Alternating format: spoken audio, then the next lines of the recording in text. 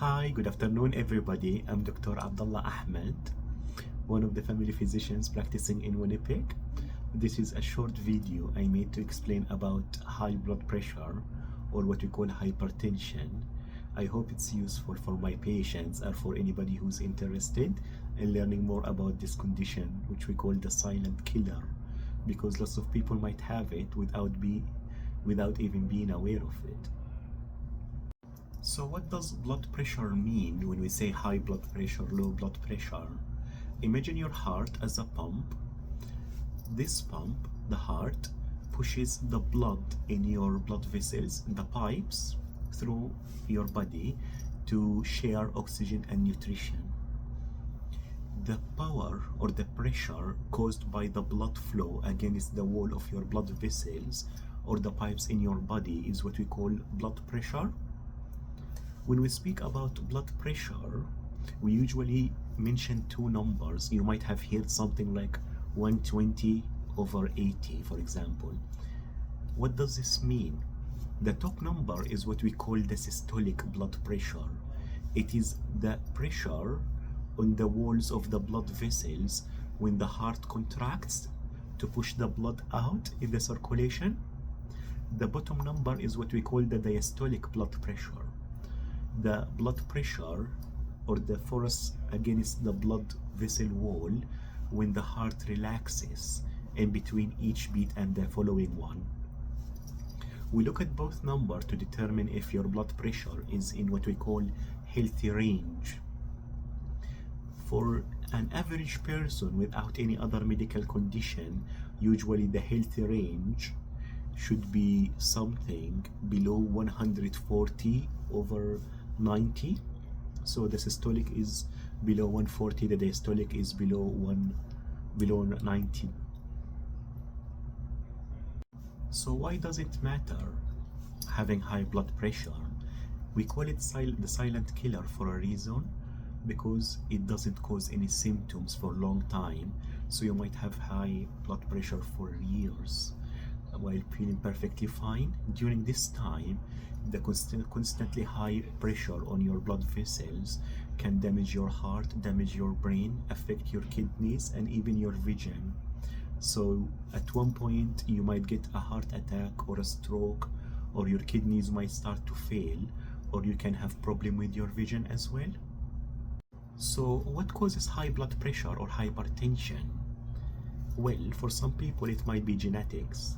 They have it running in their families, and also the age can play a factor in this, but there are many other factors that within our control. We have some control over them, and they play a role in developing high blood pressure in the future. Those include things like diet. Any diet that's rich in salt or have high salt in it can contribute to causing blood pressure or getting high blood pressure. Lack of physical exercise and carrying extra weight can also increase the risk of having high blood pressure over time.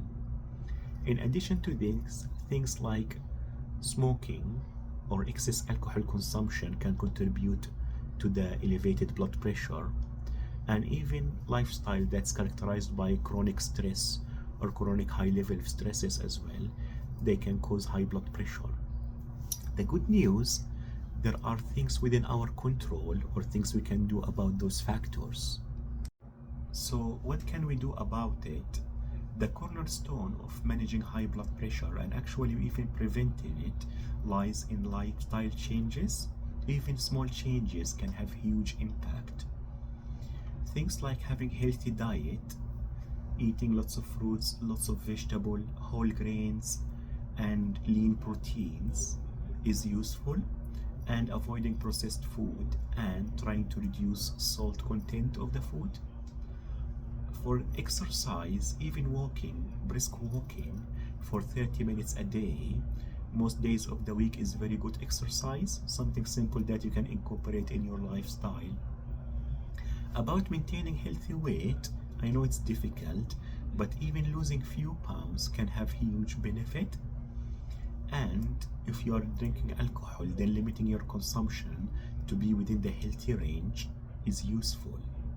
If you are a smoker, then quitting smoking is a very good change to implement or think about, and actually it has huge benefits for your health overall, and I will try to make some videos about how to do that, and I'm implementing the other changes as well.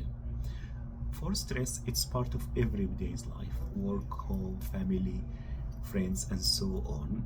But finding healthy ways to deal with stress can also contribute to your overall health and reduce your overall blood pressure and help protect your heart and blood vessels longer.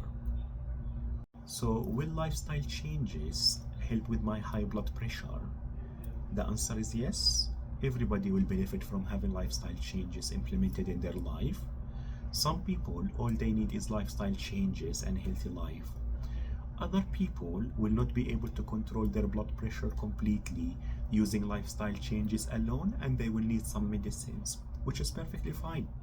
There are many medicines that are effective and safe and can bring your blood pressure down, and I will try to make another video about some of the most common medicines we use, how do they work, what to keep in mind when having them, and what are their side effects, or what to worry about or keep an eye for while having them.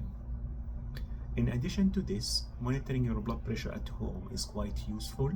Getting one of those blood pressure machines from your chemist or any shop near you or from Amazon and using it to record your blood pressure regularly is quite useful.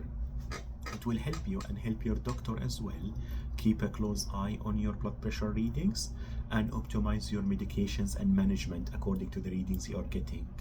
The most important message I want to leave you with is this: hypertension or high blood pressure is a serious condition, but it is manageable.